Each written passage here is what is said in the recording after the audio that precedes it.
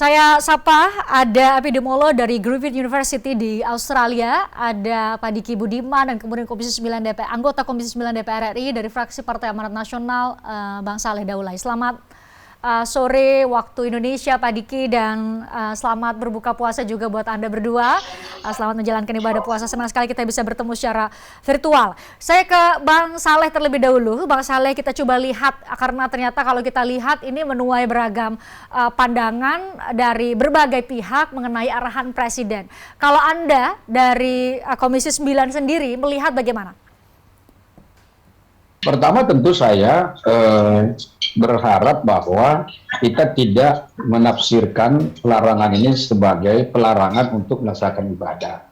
Karena kalau misalnya belum apa-apa langsung asosiasinya bahwa larangan ini itu ditujukan untuk melarang orang ibadah, itu tentu sangat tidak tepat.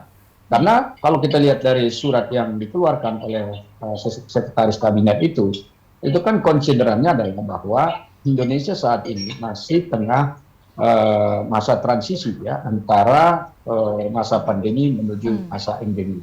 Nah, karena itu tentu kehati-hatian dan kewaspadaan tetap saja ditingkatkan. Itu satu.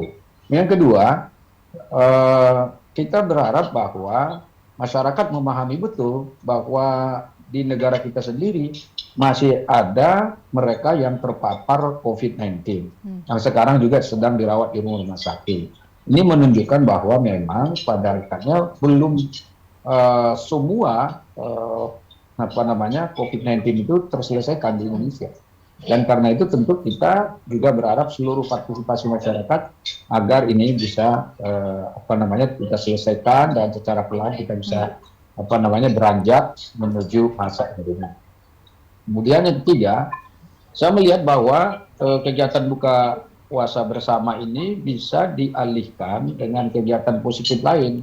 Katakanlah misalnya anggaran yang digunakan untuk buka puasa itu bisa digunakan untuk menyantuni orang yang kurang mampu. Ada anak fakir miskin, anak yatim, dan seterusnya. Dan itu saya kira tidak juga mengurangi makna dari ibadah itu sendiri. Bahkan justru di tengah situasi ekonomi kita yang belum stabil seperti sekarang, malah banyak orang yang membutuhkan anggaran itu. Dan kalau dinilai secara positif, tadi kan larangan itu coba kita baca, itu adalah ditujukan kepada kementerian lembaga, gubernur, kemudian bupati wali kota di seluruh Indonesia. Ini artinya larangan itu ditujukan kepada internal pemerintah. Karena tentu yang bisa diperintah langsung oleh Presiden dalam konteks ini adalah jajaran pemerintah. Dengan begitu, anggaran yang mungkin digunakan oleh pemerintah untuk buka puasa itu bisa dihemat, dan ini tentu sangat baik menurut saya dari sisi pertama menjaga kesehatan masyarakat, yang kedua dari sisi penghematan.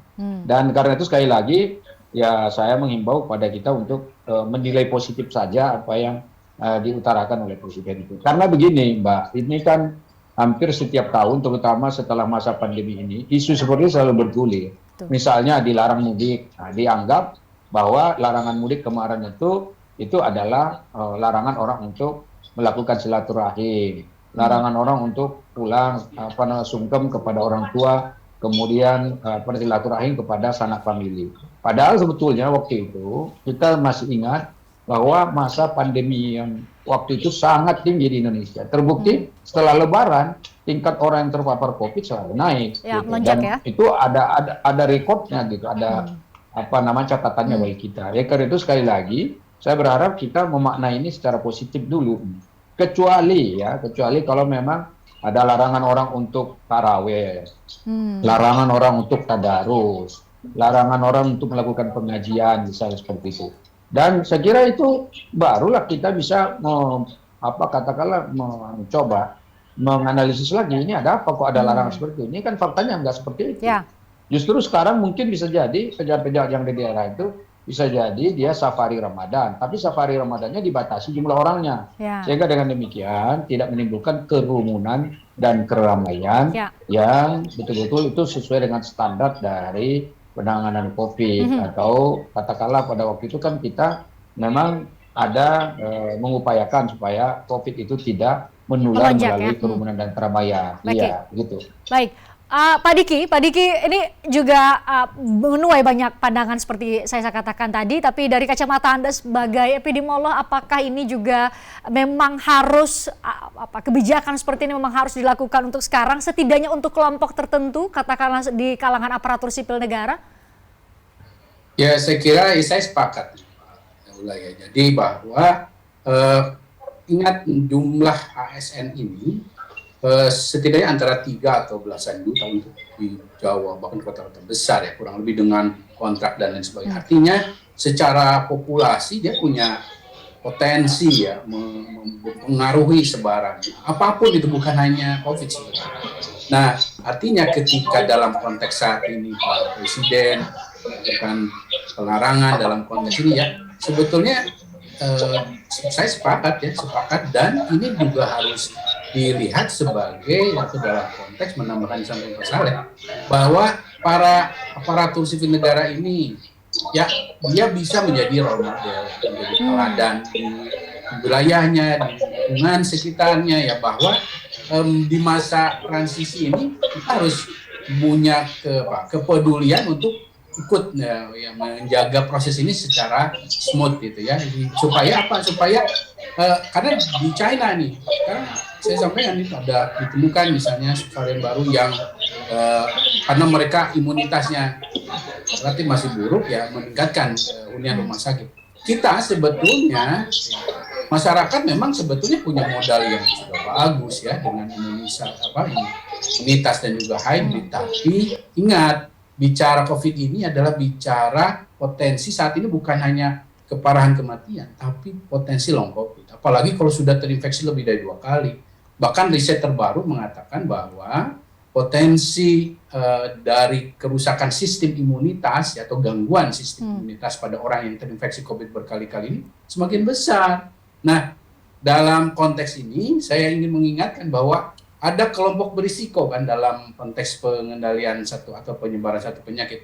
Berisiko itu dari sisi kondisi tubuh, berisiko dari kondisi pekerjaan. Nah, pelayan publik, termasuk mohon maaf, Pak Daula itu termasuk yang risiko karena beliau kemana-mana. Nah, ini yang artinya adanya anjuran seperti ini sebenarnya juga untuk mereka ya, dalam konteks saat ini, termasuk tenaga kesehatan di situ, pelayan publik lain. Jadi sepakat saya melihatnya ini harus dilihat dalam konteks ya hikmahnya. Namun saya juga mendengar ya ada pro kontra dalam konteks kan PPKM-nya udah dicabut. Nah, inilah yang sebetulnya di awal atau akhir tahun lalu saya mengingatkan sebetulnya PPKM ini sangat erat dengan status public health emergency international concern. Jadi sebetulnya dia kalau bisa jangan dicabut dulu waktu itu tapi turunin aja pada level yang sangat longgar sehingga ketika pemerintah melakukan pembatasan perubahan kebijakan seperti ini nggak jadi pertanyaan publik gitu kan. PPKM muda ini kok nggak boleh? Nah ini sebetulnya karena program itu kan harus konsisten, jelas ya berlanjut. Ya, Pak Bang Saleh, kalau Anda menanggapi itu bagaimana? Apakah memang serta-merta setelah dicabut status PPKM kita, kemudian tidak boleh ada bentuk pelarangan lain dalam konteks untuk mencegah terjadi lonjakan kasus COVID-19? Atau dalam kasus tertentu yang seperti Anda sebutkan tadi, karena ini di internal ASN atau di lingkungan pemerintahan pusat maupun daerah, itu dalam hal ini Presiden sebagai kepala pemerintahan punya kewenangan untuk itu, untuk melakukan pembatasan itu. Bagaimana Bang Saleh? Kalau saya melihatnya sebetulnya bukan pada PPKM-nya malah justru pada pandeminya. Itu sesuai dengan konsideran dari surat itu kan yang disebut di situ kan adalah soal pandemi. Kalau PPKM itu kan adalah kebijakan sementara yang dikeluarkan oleh pemerintah. Sementara kita sebetulnya berhadapan dengan pandemi, yaitu dengan penyebaran COVID-19 yang sampai sekarang ini belum tuntas oleh WHO ya. Jadi yang berhak mengatakan kita sekarang sudah beralih dari pandemi ke endemi itu satu-satunya adalah WHO. Kita sebagai sebuah negara nggak bisa. Nah, karena selama kita masih berada pada masa pandemi, maka tentu pemerintah berhak mengeluarkan aturan. Apalagi aturan itu sekali lagi adalah aturan yang secara khusus diterapkan bagi aparatur sipil negara. Mulai dari pejabat pusat, kementerian lembaga, kemudian juga gubernur, bupati, wali kota, dan juga seluruh ASN, ya aparatur sipil negara yang bekerja untuk negara, termasuk tentu seperti yang disampaikan tadi, yaitu tenaga honorer yang ada itu. Dan saya kira ini adalah bagian dari kehati-hatian pemerintah. Jadi kalau pemerintah sendiri tidak hati-hati, maka tentu masyarakat juga akan lebih leluasa gitu. Nah ini kan yang menjadi kontroversi seperti yang saya katakan di depan tadi itu adalah seakan-akan bahwa pelarangan tersebut itu bertentangan dengan suasana Ramadan, di mana pada saat Ramadan ini diinginkan orang lebih terbuka, lebih bebas ya untuk melakukan aktivitas keagamaan dan seterusnya.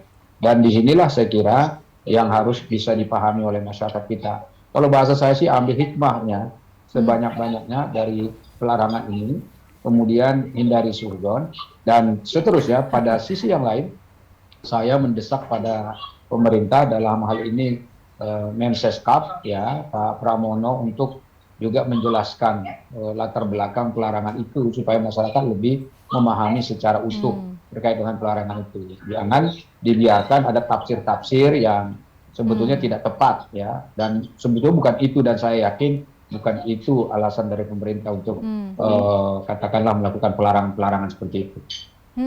Oke. Menurut Anda harus dijelaskan lebih lanjut ya, karena di media sosial, di ruang publik digital maupun di ruang publik nyata ini menjadi menimbulkan banyak tafsir dari berbagai perspektif. Pak Diki, menurut Anda kita coba kenapa Bang Saleh? Apalagi begini, kalau sudah mulai dalam diskusi ruang publik yang lebih luas seperti di media sosial, itu tafsirnya kan tidak tunggal. Jadi akan ada muncul tafsir yang saya kira yang berhak menafsirkan itu adalah yang memberikan pelarangan gitu. Jadi supaya ini menjadi clear. Karena kalau ini kan teks ya. Pelarangan itu adalah teks dan suratnya sudah diungkap ke publik dan sudah disampaikan ke media. Orang yang membaca itu adalah orang yang independen dari teks. Artinya dia bisa jaga jarak dari teks dan dia bisa menafsirkan sendiri terhadap teks itu. Nah, karena itulah maka supaya penafsirannya itu tidak heterogen atau bermacam-macam, maka ya kita berharap ada keterangan resmi dari pemerintah terkait dengan surat edaran itu. Dan ya mudah-mudahan itu bisa mengurangi ya, setidaknya perdebatan yang tidak perlu di ruang publik seperti itu. Baik Bang Saleh. Pak Diki, menurut Anda penguatan kebijakan seperti apa dalam konteks Indonesia saat ini? Kalau kita tujuannya seperti poin pertama surat yang disampaikan oleh Menteri Sekretaris Kabinet, bahwa kita mau memuluskan jalan kita dari pandemi menuju endemi. Menurut Anda penguatan kebijakan seperti apa lagi yang perlu dilakukan?